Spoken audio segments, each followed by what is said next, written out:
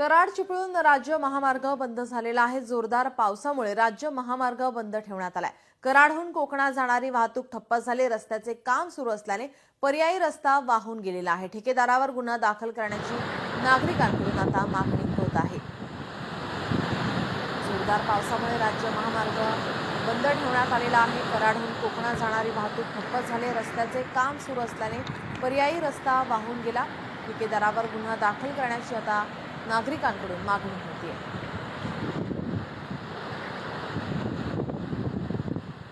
आपले प्रतिनिधी इम्तियाज मुजावर आपल्यासोबत जोडलेले आहेत। इम्तियाज, आपण पाहतोय रस्त्याचं काम सुरू असल्याने पर्यायी रस्ता हा वाहून गेलेला आहे। ठेकेदारांवर आता गुन्हा दाखल करण्याची मागणी आता नागरिकांकडून होती आहे।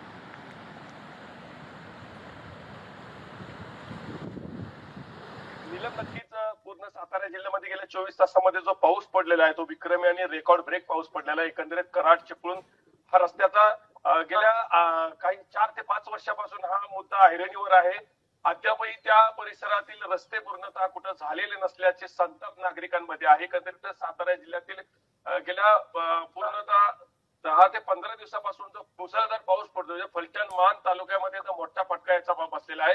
तर विशेष करून काल 24 तासामध्ये झालेल्या या पावसामध्ये चिपळूण, पाटण, कराड परिसरामध्ये देखील मोठ्या प्रमाणात या पावसाचा फटका बसलाय। एकंदरीतच संपूर्ण सातारा जिल्ह्यामध्ये जो खरीप हंगाम, जो हातातोंडाला आलेला हंगाम आहे, हा पूर्णतः खरीप हंगाम हा नष्ट झालेला असल्याचे चित्र सध्या शेतकरी वर्गाच्या समोर आहे। पेरणीपूर्व मशागती देखील काही ठिकाणी झाल्या होत्या, मात्र आता माझ्या पाठीमागे पूर्णतः असं हे जे शेत आपण पाहतोय, हे पूर्ण शेत अख्खं पाण्यात गेलेलं आहे।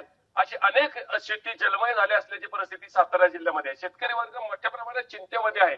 म्हणजे आतापर्यंतचा इतिहास आहे की ज्या वेळी अशा पद्धतीचे मुसळधार आणि अतिवृष्टीच्या पद्धतीचे पाऊस पडतात, मात्र शेतीचे पंचनामे केले जातात, अद्याप त्यांच्याकडे नुकसानीची भरपाई अजिबात कधी मिळाली नसल्याचा संताप शेतकरी वर्गाकडून व्यक्त होत आहे। गेल्या 24 तासात देखील अशाच पद्धतीने पाऊस झाला। आता तर खऱ्या अर्थानं पेरणीपूर्व मशागती पूर्ण झालेल्या आहेत। शेतकरीच्या शेतात त्याचबरोबर घरामध्ये पूर्ण पेरणीचं बियाणं देखील येऊन ठेपलेलं आहे, खतं सगळी येऊन ठेपलेली आहे। मात्र आता हात नसल्यामुळे शेती देखील आता पेरणी होऊ शकत नाही। जर पेरणी हंगाम उशीर झाला तर शेतकऱ्याचा पुढचं पूर्णतः जीवन म्हणायचे कोलमडून जाण्याची परिस्थिती आहे। कारण सध्या भात लागत, त्याचबरोबर जे खरीप हंगामातील जी कडधान्य आहेत, त्याचबरोबर बागायती पिके आणि सगळ्यात विशेष करून की संपूर्ण महाराष्ट्रात सगळ्यात जास्त जे स्ट्रॉबेरीचं उत्पादन होत असतं, हे स्ट्रॉबेरीचं उत्पादन महाबळेश्वर तालुक्यातले काही शेतकरी, भिलार परिसर, पाचगणी परिसर काही शेतकरीचे खाली जे डोंगर माथ्यावर त्या ठिकाणी आपली मदर प्लॅन त्या ठिकाणी टाकत असतात, मात्र स्ट्रॉबेरीचे मुख्य नक्कीच धन्यवाद आपण दिलेल्या सविस्तर माहितीसाठी। रत्नागिरी जिल्ह्यामध्ये मुसळधार पाऊस होतोय। या पावसामुळे नद्या दुथडी भरून वाहू लागल्या आहेत। संगमेश्वर तालुक्यातील बाजारपेठेमध्ये पाणीच पाणी साचलेलं पाहायला मिळालं। रत्नागिरी जिल्ह्यात सुद्धा मुसळधार असा पाऊस झालेला आहे। या पावसामुळे नद्या दुथडी भरून वाहू लागल्यात, तर काही ठिकाणी घरांमध्येही पाणी शिरलेलं आपण पाहतोय। संगमेश्वर तालुक्यातील बाजारपेठेतही पाणीच पाणी झालं आहे।